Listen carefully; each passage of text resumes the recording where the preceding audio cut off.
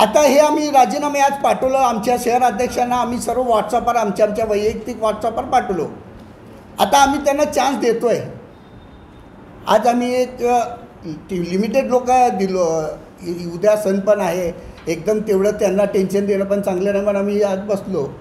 अजून एक सण झाल्यानंतर काही जिल्ह्यातले आणि शहरातले अजून लोक येणार आहेत, मग एक सामुदायिकच ह्याच्यापेक्षाही मोठं सामुदायिक आता जर ह्यांनी ऐकले नाहीत, इथलं उमेदवार द्यायचं रद्द केलं नाही तर ह्याच्या पुढं पण आम्ही सामुदायिक राजीनामे देऊन अलिप्त राहणार आहोत MIM पक्षाकडनं।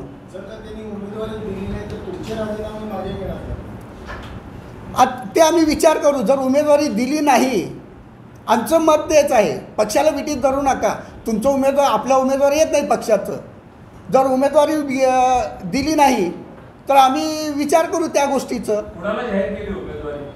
आता फारुख शाब्दी तर सरळ नाव घेऊन म्हणले तर रमेश कदमला आम्ही उमेदवारी दिली,